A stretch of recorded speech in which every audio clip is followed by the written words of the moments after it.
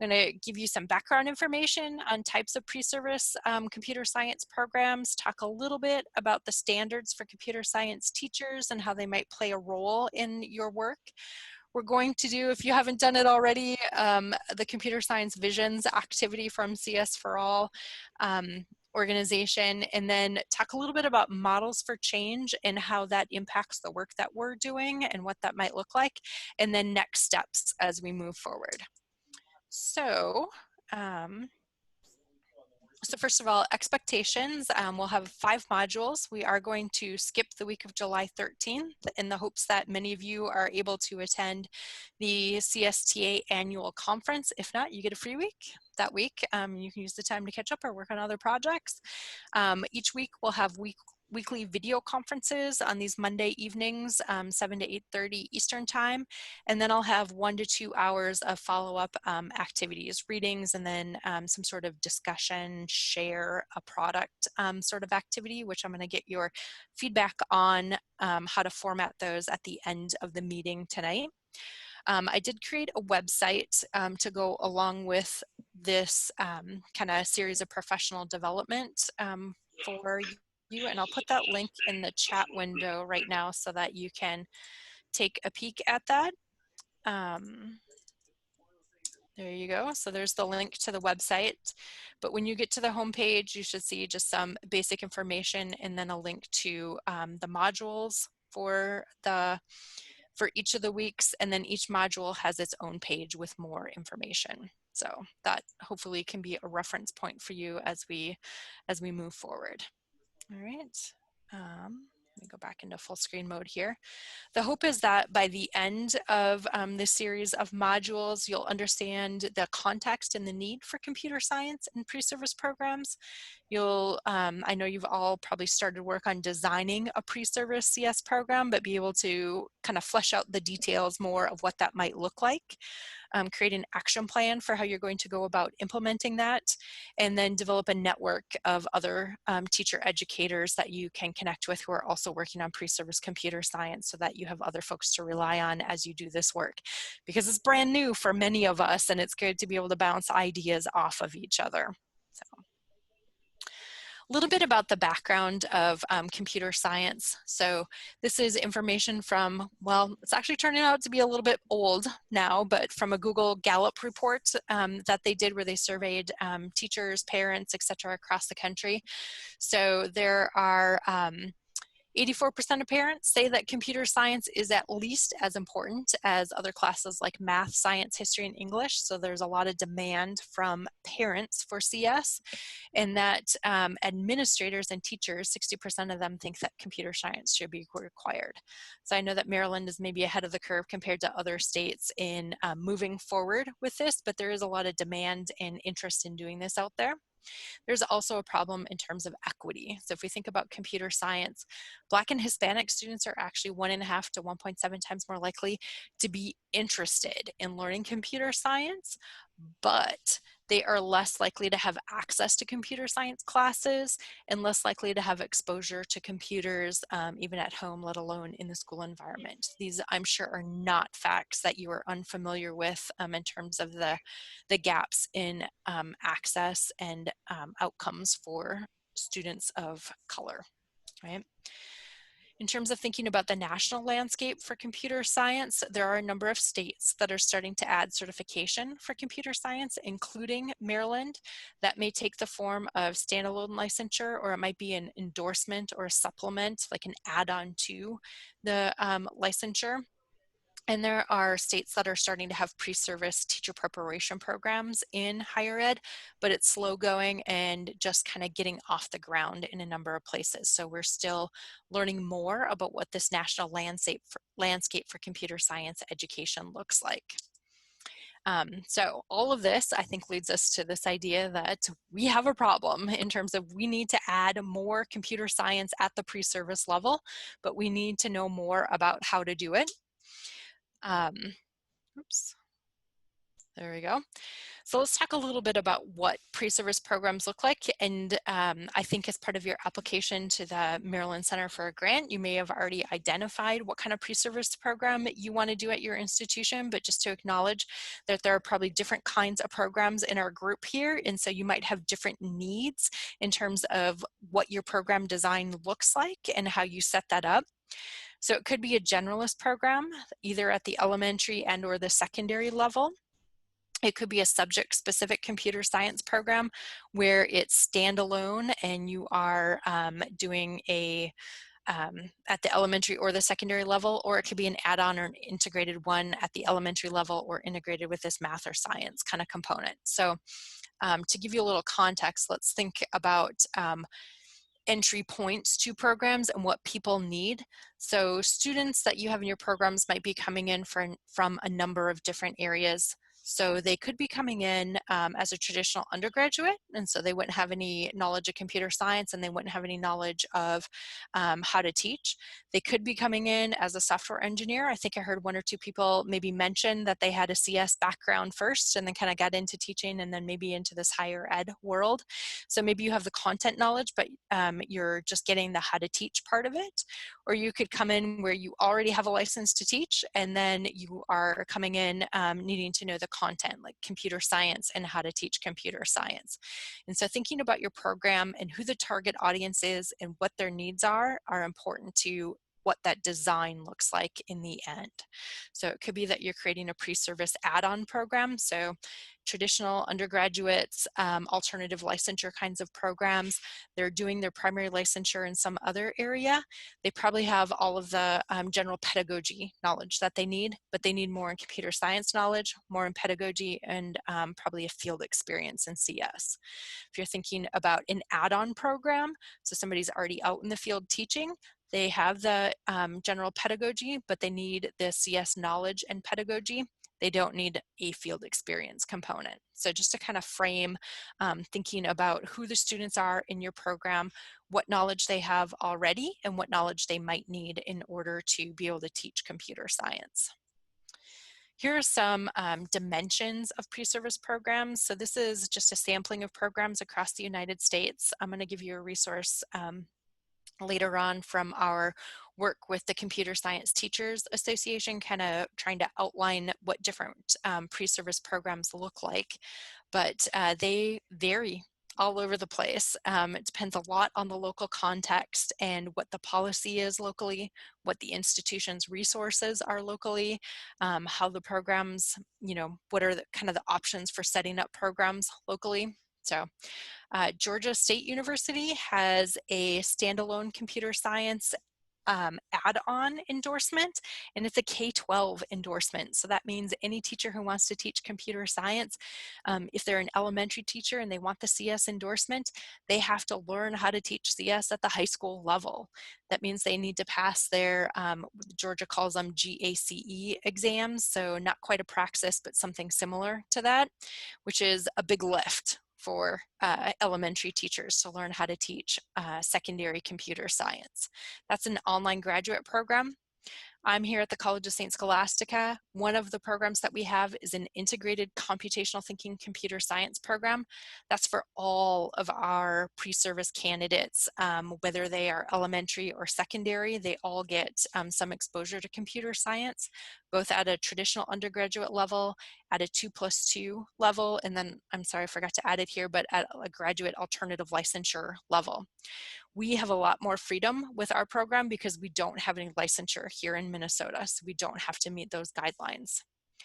Indiana University has two kinds of programs that they have. So at the K-12 level, they do have an add-on licensure, both at undergraduate and graduate levels, that is a full computer science teacher certification. And then they also do some integrated work at their elementary level where they have a required ed tech course and they add material to that course. So just to kind of give you an idea of kind of all the different flavors of pre-service CS programs that are out there. A little bit more about our program, because I know some of you in this group are probably doing this. Some of you may be focusing on secondary computer science, and I can talk about our secondary CS side more in future webinars, but just to get this idea of like, how do you get all teachers to learn about computer science? In our program at St. Scholastica, that was our goal. No matter what you were going to plan on teaching, at what grade level, we wanted all of our teacher candidates to learn about CS. So we've integrated it at all levels. We do have a computer science education minor. That's more about that secondary CS in-depth content knowledge. And then we do have a graduate online certificate program for folks who are in-service teachers if they wanted to dive in. I should also say, while I'm talking here, I am more than happy to answer questions via the chat. So if you want to like stop me at any point, put a question in the chat window, I am happy to stop and answer those questions. All right. So feel free to interrupt me at any point. This is a little bit about our model. So we think about this, the way we kind of set teachers up for this is that everybody needs this core knowledge and computational thinking. So we have a set of 4 modules that all of our teacher candidates go through. And then depending on what program they're in, they're going to get disciplinary connections, usually in their methods courses, but also in some courses like the special education course and the inclusion course, they get more information in there too. But they are going to, get more specific in, say, the elementary math methods course, the elementary science methods course, the secondary social studies course. They all have a little bit that integrates in those methods courses. And then we want them to have one field experience where they teach a lesson that integrates computational thinking or computer science. So that's kind of the model of how we've set up our program to give everybody a little bit of experience in computational thinking or computer science. It's just one of the many options that are out there. Here are some examples of those integration activities that we've done. Next week, we're going to dive more into integration, especially at the K-8 level. So we'll revisit some of these ideas, but just to give you kind of a flavor of what they look like. We've done some things with the engineering design process and Sphero robots at the elementary and secondary science levels. We've done some things in the children's literature class with the How to Code a Sandcastle book and some other, we have like a rolling cart with a set of books that are related to computer science for the students to explore. So those are just some examples of things we've done. Okay. All right, so if you have not seen it yet, I would highly recommend you take a peek at this report. It's called Priming the CS Teacher Pump.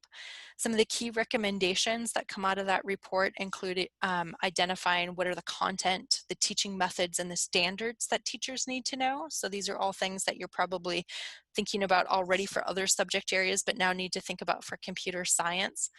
What do teachers need to know in terms of the Maryland standards for computer science for students? What's the content that aligns with it? What are specific CS pedagogy pieces that they need to learn? I know from our introductions already that we have several education faculty, and now we've got a couple of computer science faculty and a number of folks that have taught CS or have experience teaching at the K-12 level. So that's great. You're already working on partnering with those folks. Talk a little bit, like I said, next week about integrating computer science and other subjects and what is kind of the core content knowledge that K-12 or K-8 folks need to know. Great. All right, so if you have not seen them before, they were draft last year when I ran this set of workshops. They are now finalized. Yay, they came out for Computer Science Education Week in December. Diane worked on them, I worked on them. There were a number of people across the country that worked on them. I know the faculty that we had at our workshop last year were great in terms of providing input and feedback to the committee that was working on the standards. There's a set of 5 standards. These are supposed to be aspirational. So I think it's not something necessarily that we want our pre-service teachers to come out of our program knowing everything that's in here, but having them know a little bit of each of these things would be a good goal. And so if you're thinking about like, what do I need to cover in my pre-service program? This is a really good starting point for you. There's definitely, the Maryland standards for students in terms of computer science, but then also like what do our teachers need to know how to do? So there's one around computer science knowledge and skills. This one, when you dive into the website, is going to be around the CSTA standards, but if I remember right, the Maryland ones are similar. They're not quite exactly the same as the CSTA ones. Is that right, Diane? Approximately. And then there's a standard around equity and inclusion. So how can we make sure that our teachers have a computer science for all mindset? How can we make sure that our teachers are interested and willing and able to do this continuous exploration of how to address equity and inclusion in their courses, and how to be, an anti-racism advocate in their school? Professional growth and identity. So we know that this is a journey, and you start learning a little bit about computer science, but it's never really done. And so how do you keep growing? What kind of communities and resources do you tap into to continue that progression? How do you design for the classroom, design learning experiences for students, and then what are best practices for what you actually do in the classroom with students? Those are those 5 standards. And there are a number of working groups that are putting together resources, including for the schools of education.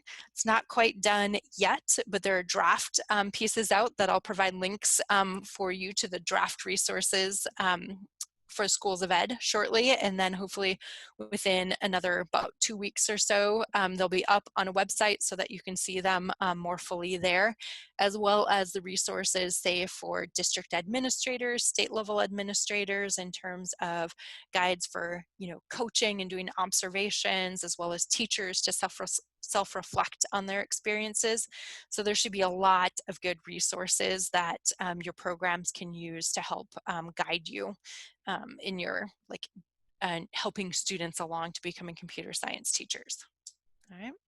Okay, I'm going to pause before I move on to the script activity. Are there any questions or thoughts or concerns that folks want to share right now? Yes. Yes, Urban, go right ahead.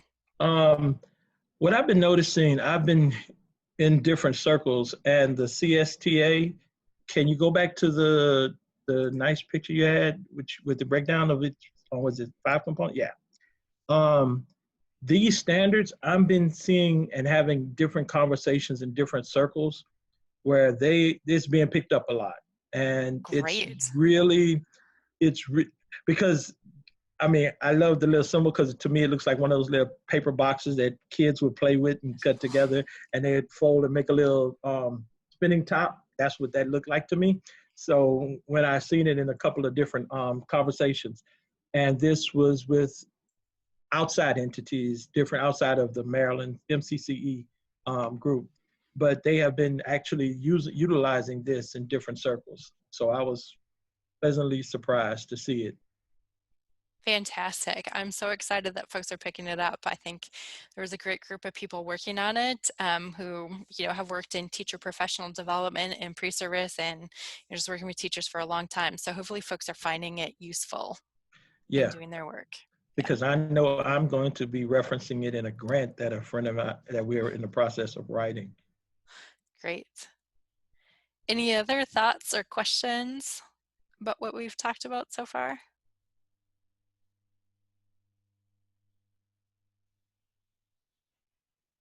Okay, fantastic. Like I said, feel free to interrupt me at any point. I am actually one of those folks who, you talk about sage on the stage and then guide on the side.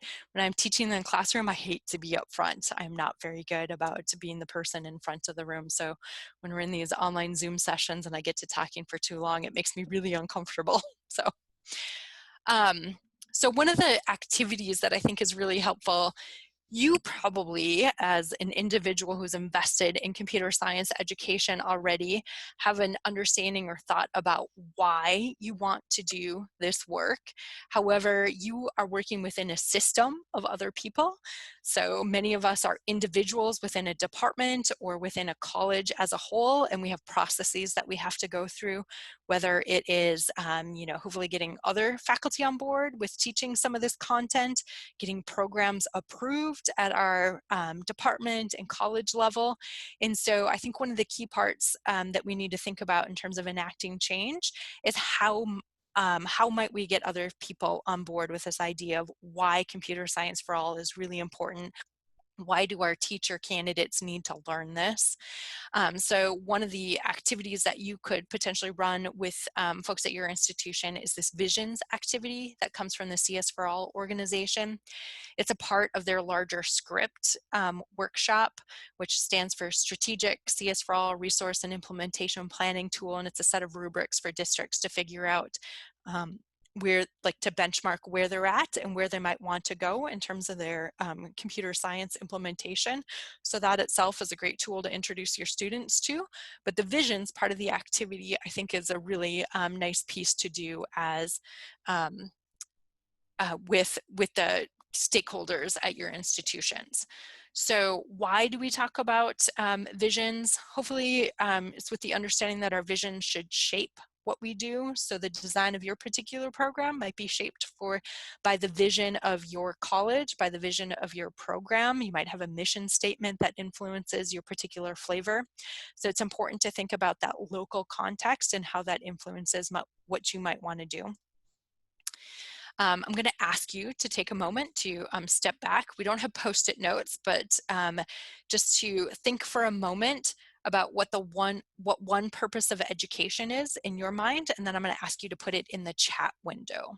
All right, so what's one purpose of education? And then if you could type that in the chat window, that would be great.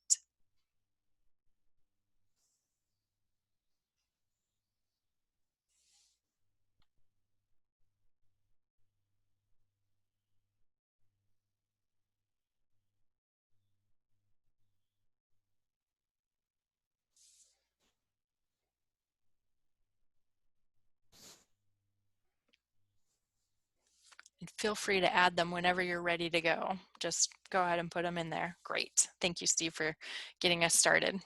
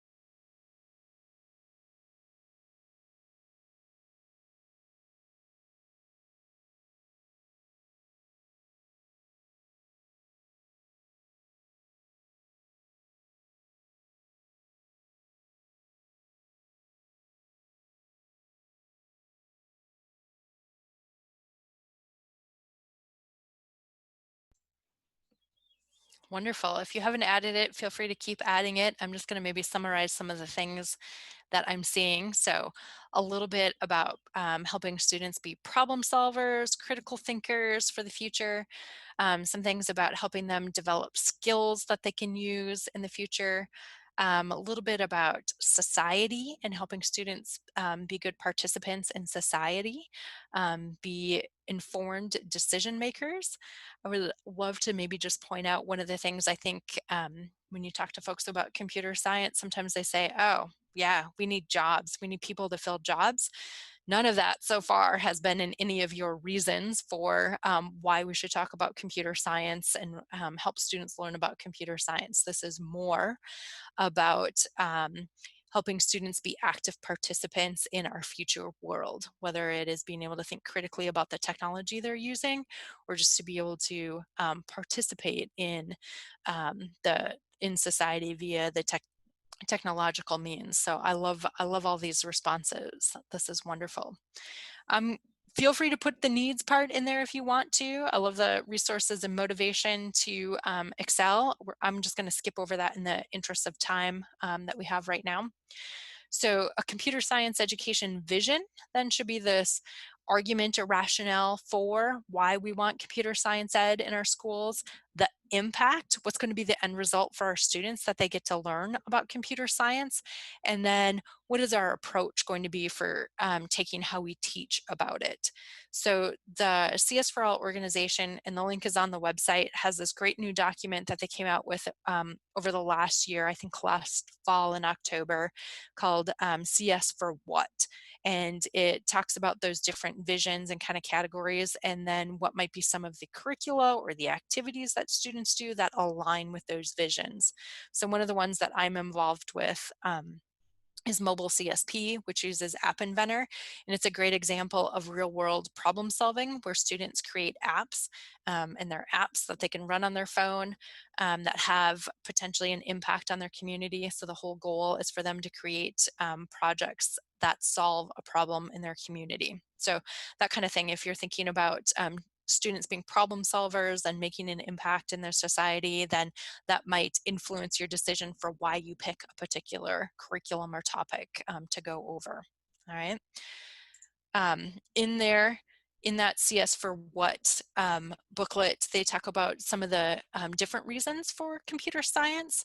So the one that I was talking about earlier, this economic and workforce development one, to fill jobs, not such a great motivator maybe for students at the higher ed level. I'm thinking about teacher programs.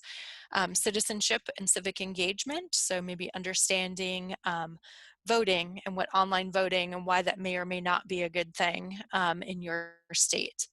Competencies and literacies, so just being able to use a computer and use basic tools, that being able to create things with a computer. Sorry, it's not just using, it's creating. Being able to innovate in this area. There's an equity and social justice issue around this to make sure that all students have access and interest in computer science, and supporting that, an opportunity to study it. Using this movement as an opportunity to work through some school reform and improve what's going on in schools. And then just personal agency, joy, and fulfillment. Some people just love to program because they can be really creative with it, and it just fills their heart with joy to be able to create programs. So there are those folks too. There's all kinds of different reasons why you might have computer science. All right. And I'm going to just go through one of these examples. So we should teach CS because we need to promote a more diverse tech workforce. Well, that includes the workforce side of things, but it also addresses this equity and social justice issue. All right. So no matter what kind of statement folks come up with, it may be that it overlaps with multiple areas of this, like why should we study computer science? It's not just one reason, it may be multiple reasons. All right. Like I said, I'm just going to kind of skim through some of these things. You can come back and look at them later. These statements right here, I'd like you to take a moment to look at them right now. So there's, you can see the little icons for what they align with down there, but I'd like you to think about selecting your top 3 choices. So if you had to look at all of these, what would be your top 3 reasons why students should learn about computer science? And now I'm going to come back to that annotate tool. So once you've decided what your top 3 choices are, please go back to that annotate tool and click on that, and then put a stamp or a check mark or something like that on your top 3 choices. And if the annotate tool isn't working for you, you can't find it or whatever, feel free to type in the chat window the numbers of the ones that you would pick as your top 3 choices. So I'll give you a couple minutes to think about that, and either use the annotate tool to click on yours, or type in the chat window the ones that are your 3 top choices.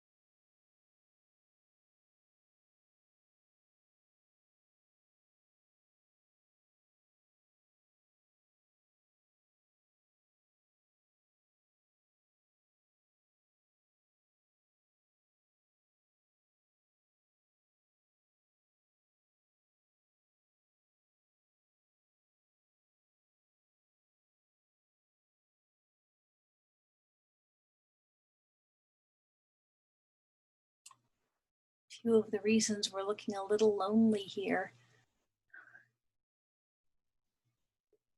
I was going to say, it looks like we have a very strong equity and social justice bent to this group, which is amazing to see. And I love the comment someone put, and these are example statements. They're not necessarily representative of all sentiments around each of those kind of categories. Yeah. I also see number 9, technological science. Oh, I forget what the other S is about, but innovation.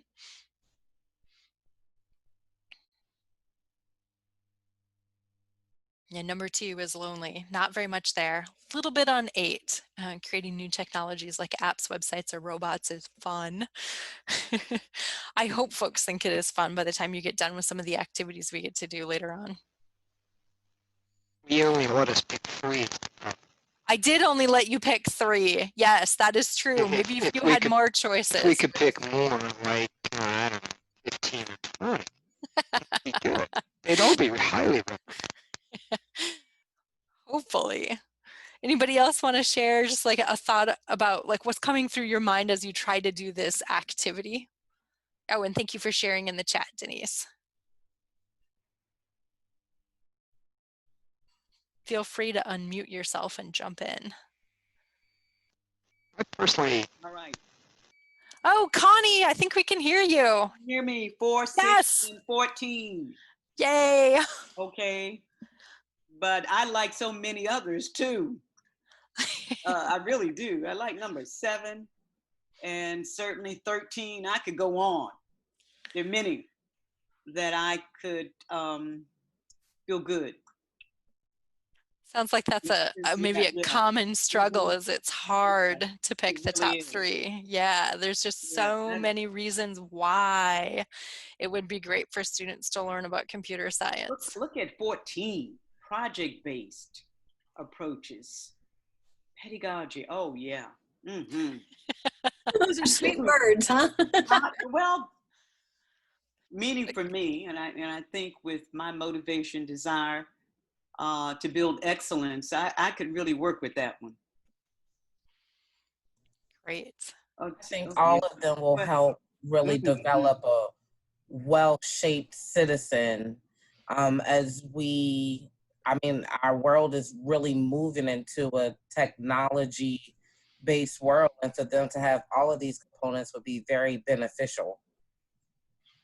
Oh, yeah. Thank you, Candace. Great.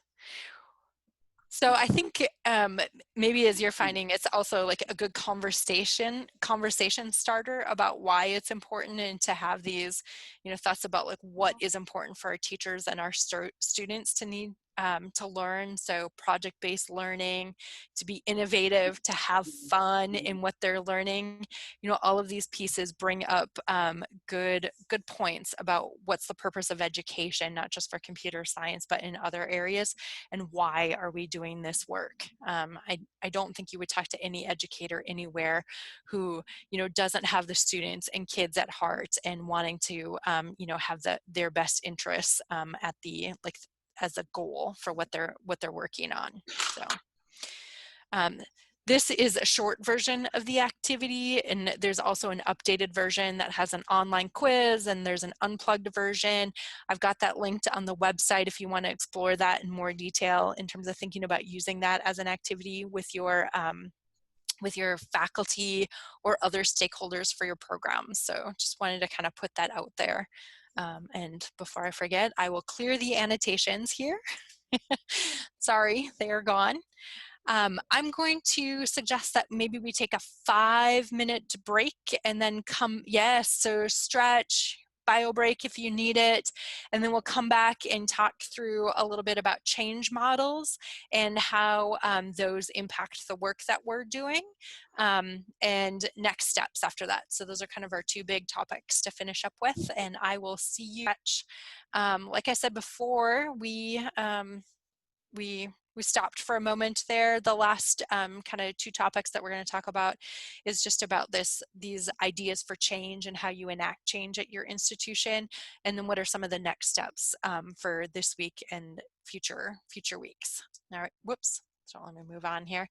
So change happens both at the individual level and at the organizational level. And so when we're thinking about implementing these programs, we want to be thinking about how we can both influence the individual as well as the organization to make change. All right, so just two levers that we want to think about there. And there are a couple of theories that inform what makes change happen well. So there's this diffusion of innovations theory that comes from Rogers. Some of you may be familiar with that. You may also be familiar with Kotter's change model, which defines a set of steps for change to happen. I'm going to walk us through just a little bit about each of these. I think they're nice to think about in terms of how they influence what we're trying to do at our institution. Kotter's model in particular maybe gives us a roadmap for steps we want to take at our institution for moving forward. So I'm going to describe to you how that happened for us at the College of St. Scholastica, and then that's going to be a recurring thread throughout this summer is how you might create your action plan or your implementation plan, thinking about those steps for change. All right. So the diffusions of innovation theory talks about the different kinds of people and how they react or adapt to innovation. And it may be that you are an early adopter in one area and a laggard in another area. I think folks in this group are more likely maybe to be innovators, early adopters, or even early majority folks when it comes to technology and computer science and learning to pick up new tools. So the reason, or that you have volunteered or been assigned by your institution as somebody who is interested and willing to do this kind of work probably means you're on the first half of that curve. But if we want change to happen, we also need to get the folks that are on the second half of that curve, the late majority and the laggards, involved and willing to do the work as well. And they say that the tipping point for this to happen is that when you get those innovators, the very first couple of people who are leading and adapting new things and trying new things out early, and then those early adopters, the next group of folks who are really moving forward with it and enacting change. If you can get those folks and you can get to that point, then you start to reach that tipping point where you get even more people on board. All right, so change may look like it's just a couple of people doing things individually, and then it starts to spread a little bit, and then you'll see more folks coming on board after that. All right, so don't be discouraged when you only see a couple of people doing things. It doesn't mean that it's not going to happen, it just means that you're in the early stages. All right. Here are the steps in Kotter's model for leading change. Step 1 is about increasing urgency. Step 2, building a team. 3, developing a vision. 4, communicating for buy-in. 5, empowering action. 6, creating those short-term wins that give people a feeling of success. 7, not letting up. So even though you get some early successes, continuing to move forward. And 8, making it stick long term. So how do you make it a part of your normal processes and procedures at your institution? All right. So I'm sure you've seen this graphic before. We like to think about change as this straight line, but that is not the way it happens in real life. And I find myself forgetting this very often, in that it gets messy and muddled, and then I get a little bit of frustrated and I think, oh man, why is this so hard? And then I have a win and I'm all excited again, and then we get sidetracked and etc. So change can be messy is the main point. All right, and keep that in mind as you do this as well. So increasing urgency, couple of things that we did at St. Scholastica to help us with establishing urgency for why we need to do this, not just later, but why do we need to do this now? We tried to tell a compelling story for why this would be impactful for our teachers and students. part of that was about the CS Visions activity and why computer science was important for them. We also brought outside experts in. So our program was initially funded by Google through a grant. And so we brought in someone from Google to talk about the importance. And faculty and students were excited about hearing from folks from Google about why this was important. We also shared the data, just the raw facts in terms of how many people does computer science impact and who is learning it right now and why is there this big gap there. All right, so starting with answering this question of why is it important is really key for this work. So in the visions activity, we did the why do you teach one, and we already did this here earlier as part of that, but doing an activity that ties it back to the reason that these people are in education in the first place is a good strategy. All right, so not just thinking about why computer science is important, but why education is important and why everyone is doing this work, and then making that connection between the two of them. All right.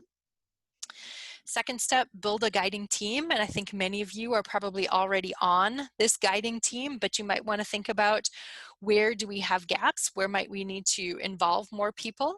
A guiding team should hopefully represent some of these key areas in your program and at the college. They should ideally be people who are going to follow through. They're going to get stuff done. And they are going to be hopefully at least one person in a position of decision-making authority to be able to say yes to things, whether it's allocating budget, whether it is allocating faculty resources like a course release in order to do development, things along those lines. So you want somebody who can make those kinds of decisions as well. And then you want a variety of skill sets so that you're getting that variety of perspectives. So I heard several people earlier talking about they come from a computer science background, they've been a practicing classroom teacher, you come from an ed faculty researcher background. All of those perspectives are important. We heard Michael talking about earlier how he was learning and recognizing just all of the things that K-12 teachers and ed faculty brought to this conversation beyond his experience as just a computer science person. So our team, we had 4 people on our team. So Sherry was in the graduate program and she ran our alternative licensure program. Jill Long did our elementary 2+2 program, and she was also just a part of the undergraduate faculty, was able to talk to that side. And then on the computer science expert side of thing, myself, and then we hired a consultant, Heather Benedict, who had expertise both in computational thinking and in coaching. So that's what our guiding team looked like for our institution, but something you might want to think about, who's on your guiding team, who might be missing from your team right now. The third step is developing that vision. So what's our vision for the future? What kind of change do we need? What do we need? What are the action steps we need to realize that? You can go through that visions activity to help you develop a specific one for your institution if you want to. This is the guiding vision that was important for us as an institution, that CS for all students meant that CS for all was for all teachers, so that we wanted all of our teachers to learn about computer science. And that's what guided us through the design of our program. Step 4 is this idea of communicating for buy-in. So we did some work to align our vision both to the why, those script vision statements, but to also align it to our School of Education and our College of St. Scholastica documents and visions. So if our ed faculty and our administrators were really concerned about how does this advance our program and how does it advance our institution, how does it meet our strategic goals, then we need to do the work to align with those pieces as well.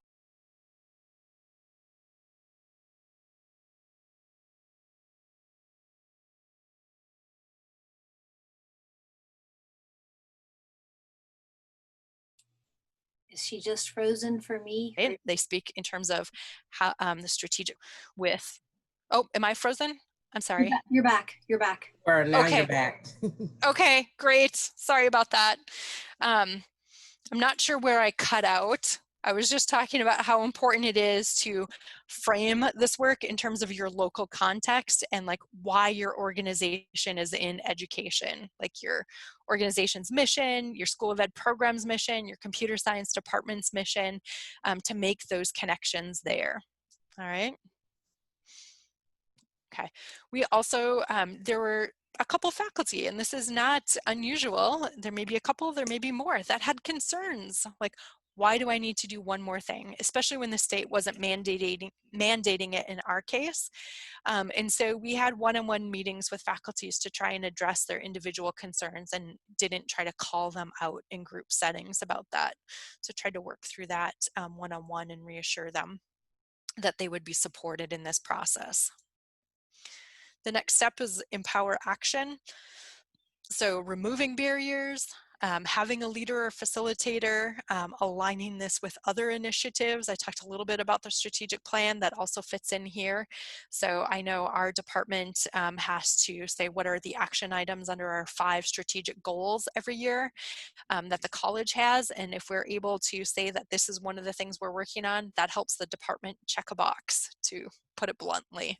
So those kinds of things can be helpful for the department in moving forward as well.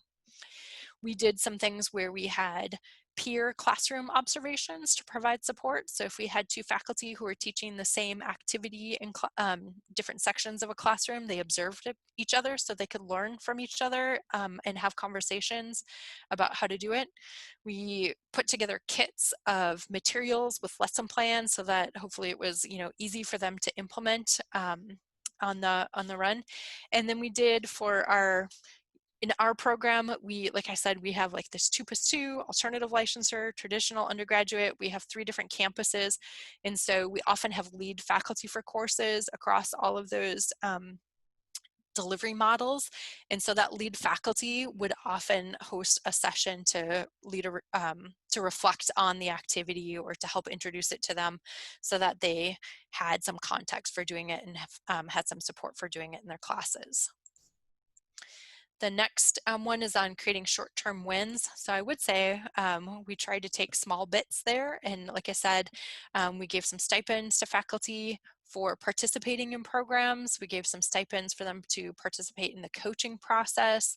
We broke big pieces of the program up into small pieces and tackled them one at a time. We still have a couple of courses that need lessons in them yet, so the process isn't done, but we're you know, tackling pieces, a little bit of it every year.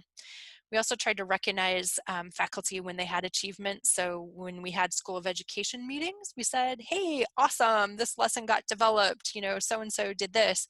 They attended a conference, they wrote this paper that was, you know, with our CS faculty, with our research team about what was going on. So wanting to celebrate those small achievements too. Don't let up. Having a continuous improvement process, so reflecting regularly on how things are going. Maybe you're doing some exit tickets with students, maybe you've got some surveys, maybe there's other data collection measures that you've got in your program that you're keeping tabs on, but coming back to that on a regular basis. I know many programs have assessment plans. If you haven't thought about it yet, you might want to think about how you're working this into your assessment plan so that you're keeping tabs on it long term. All right. Yeah, you can see our list of goals and successes there that we tried to share out on a regular basis. And then finally, making change stick. So hopefully the more and more folks you get on board, you're establishing a new culture in your department or program, and that well, I would say now that we have new hires who come into our college, they are required to go through the mini course of computational thinking modules.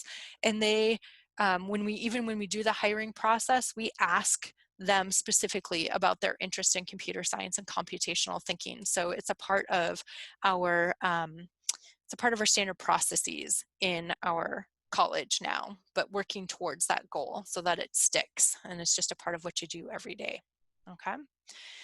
Again, this is like the quick introduction to the change model, and I hope that we, are coming back to it and revisiting it as different as we go through the different modules this summer, so that you can think about this in terms of what are the specific steps you need to do in order to enact change at your institution and get computer science into your pre-service programs. All right. Before we move on to next steps, I'll just pause and see if there's any questions or comments or thoughts about what I just shared with you. It's a quiet group. It's a late Monday night too. Jenna, I'll ask, kind of being around it for a while, the part I'd like to pass on to Jenny because she's still involved in this as well, where you kind of screened your incoming faculty, you tacked on a question about computational thinking. Were your faculty, were they pretty good at buying into that? Did they like that idea that maybe they could have another expert, or did it take a little arm twisting? To add that question to the search committee process. Yeah. So I haven't been on the ed faculty search committee, so I don't know maybe what happened behind the scenes, but I'd be willing to ask that question and see what kind of resistance there was to it. But I would say that like the way our college is structured, we have a dean, and then there's a chair for graduate programs and a chair for undergraduate programs, and often at least two of them are on the search committees, and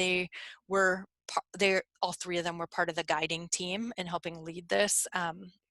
Maybe I would call it the expanded guiding team. And so there was a lot of buy-in at the leadership level.